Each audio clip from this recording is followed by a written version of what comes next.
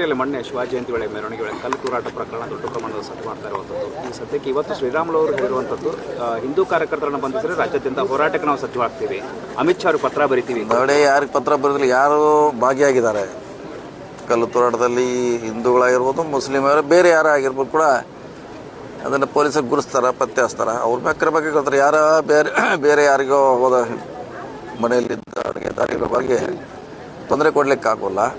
So ಅದು ಸರ್ಕಾರ ಪೊಲೀಸರು ನೋಡ್ತಾರೆ. ಯಾರು ಭಾಗಿಯಾಗಿದ್ದಾರೆ ಅವ್ರು ಖಂಡಿತವಾಗಿ ಆರೋಪನೆ ಸರ್ಕಾರ ವಿರುದ್ಧ ಮಾಡ್ತಿರೋದು. ಈ ಸರ್ಕಾರ ಬಂದ್ರೆ ಓಲೈಕೆ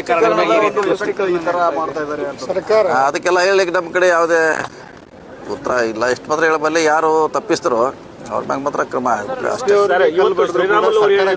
ಹೇಳಿರುವಂತದ್ದು ಈಗಾಗಲೇ ಏನು ಸರ್ಕಾರ ಮುಸ್ಲಿಂ ತುಷ್ಟೀಕರಣವನ್ನು ಮಾಡ್ತಿದೆ, ಮತ್ತೊಂದು ಕಡೆ ಪೊಲೀಸರು ಅಸಹಾಯಕರಾಗಿದ್ದಾರೆ, ತಪ್ಪಿತಸ್ಥರ ಮೇಲೆ ಕ್ರಮ ಆಗ್ತಿಲ್ಲ ಅನ್ನುವಂಥ. ಆಗ್ತಾರೆ ಟೈಮ್ ಬೇಕಲ್ವ, ತಕ್ಷಣ ಯಾರು ಹಿಡಿಲಿಕ್ಕೆ ಆಗೋಲ್ಲ. ಅವ್ರನ್ನ ನೋಡಬೇಕು, ವಿಡಿಯೋಗಳನ್ನು ಪರಿಶೀಲನೆ ಮಾಡಬೇಕು, ಯಾರು ಭಾಗಿಯಾಗಿದ್ದಾರೆ ಅವ್ರ ಮೇಲೆ ಕ್ರಮ ಕೈಗೊಳ್ತಾರೆ. ಈಗ ನಾವು ಹೇಳಿದ ಮ್ಯಾಗ ಅವ್ರು ಯಾರು ಅರೆಸ್ಟ್ ಮಾಡೋಕ್ಕಾಗೋಲ್ಲ, ಬಿಡ್ಲಿಕ್ಕೂ ಆಗೋಲ್ಲ, ಕ್ರಮ ಕೈಗೊಳ್ತಾರೆ. SP ಅವ್ರ ಮೇಲೆ ಕಲ್ಲು ಬಿದ್ದಿದೆ ಸರ್, ಆದರೂ ಕೂಡ ಅಲ್ಲಿ ಬಿದ್ದಿದೆ. ಮಾಡಿದಾರಲ್ಲ, ಈಗಾಗಲೇ ಸುಮಾರು ಜನ ಅರೆಸ್ಟ್ ಮಾಡಿದ್ದಾರೆ.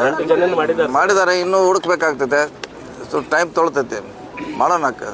ನಿಷ್ಪಕ್ಷವಾಗಿ ನಾವು 2 ಸಲ ಶಾಂತಿ ಸಭೆ ಮಾಡೋದಕ್ಕೆ ಜಿಲ್ಲಾಡಳಿತ ವಿಫಲ ಆಗಿದೆ ಸರ್. ಒಂದ್ಸಲ ಒಂದು ಕುಮ್ನೂರು ಬಂದ್ರೆ ಇನ್ನೊಂದ್ಸಲ ಮತ್ತೊಂದು ಕುಮ್ನೂರು ಬರೋಕ್ಕಾಗ್ತಾ ಇಲ್ಲ. ಇನ್ನೂರು ಕೂಡ ಶಾಂತಿ ನೆಲೆಸ್ತಾ ಇಲ್ಲ. ಬಿಗು ಬಂದು ಯಾರು ಭದ್ರಾಯ್ತು ಬಿಟ್ರಾಯ್ತು ಪೊಲೀಸರು ಅವ್ರ ಡ್ಯೂಟಿ ಮಾಡ್ತಾರೆ. ಬರ್ಬೇಕಂತೇನಿಲ್ಲ.